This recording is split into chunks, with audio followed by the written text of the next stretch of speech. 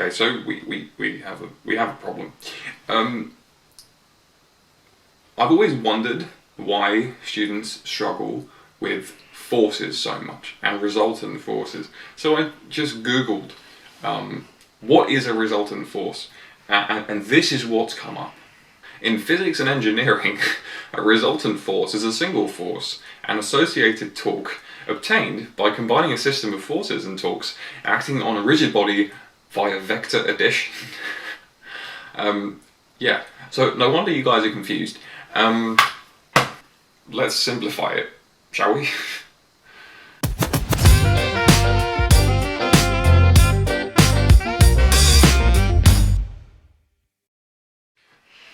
Okay, so let's actually talk about resultant forces. Let's make it something that we can comprehend on this planet. And once again, we're going to use Steve. Steve is my assistant dyno plant. So effectively, Steve has a center of mass. Okay, everything has a center of mass, and the center of mass of something is the region from which a force acts. Okay, so Steve's center of mass is probably about here, right?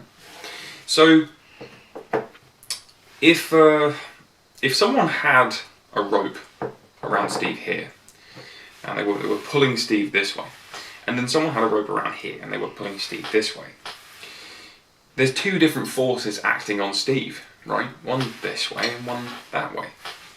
And if the person on my right is pulling Steve with 20 newtons of force to the right, and then this other person is pulling Steve with 10 newtons of force to the left, the resultant force acting on Steve is 10 newtons to the right, because there's a greater amount of force pulling Steve in one direction compared to another.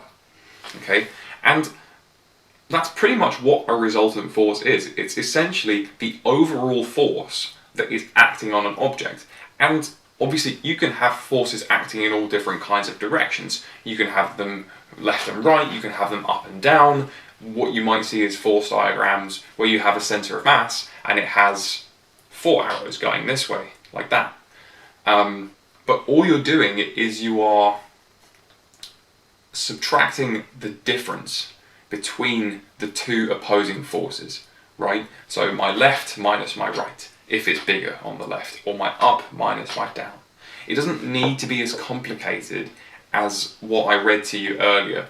All it is the sum of all the different forces acting on an object. And what's my result? And what does that mean? Which way is Steve going? That's pretty much it. But why don't you take a look at this example question that I've done, and hopefully it helps you understand it a little bit more. Alright, so let's discuss resultant forces and what a resultant force diagram actually looks like and how we can interpret it to calculate what a resultant force is. Okay, so resultant force. Excuse my handwriting. So if we had a car, right? Again, excuse the drawing. And we had one person who had a rope, okay, and they were pulling on this rope with a force of, say, 20 newtons, and another person had a rope and they were pulling with a force of 16 newtons, right? The resultant force would be 20 newtons minus 16, which would be 4 newtons, and it would be in this direction, right? Because the force is greater in the right. So we would say the resultant force is 4 newtons to the right. Okay, makes sense, right? Let's do another example. Let's get rid of this, shall we? Let's say someone was falling. A skydiver is falling. Okay, draw a little man. He's flying. Okay, cool. And his weight due to gravity is, say, 50 newtons. And the air resistance that he experiences the upwards force, note how the force is always acting from the center of mass. That's an important rule to remember, is when you're drawing resultant force diagrams, any force diagram is the force is always acting from the center of mass. But let's say that the upwards force due to air resistance is 30 newtons.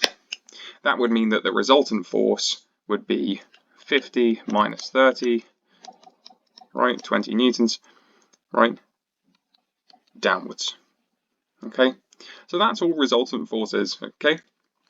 And make sure that when you're drawing these diagrams, you're doing your research into how to draw them properly, making sure that we're always working, right, from the center of mass, like this. Okay, that's how you're going to be doing your resultant force diagrams. I hope this has helped you understand them a little bit more.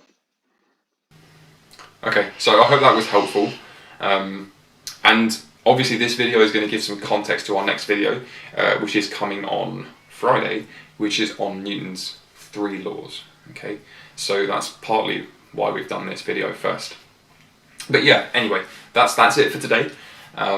Like and subscribe if you can, please. It helps us grow the channel and it helps us bring more content to you guys. And obviously, as usual, if you have any suggestions about what you would like to see in the future, then please just, post it in the comments and then we'll get back to you and we can make videos on that. But yeah, and until next time, yeah, we'll see you then. Okay, see you later, guys, and remember to stay quantum.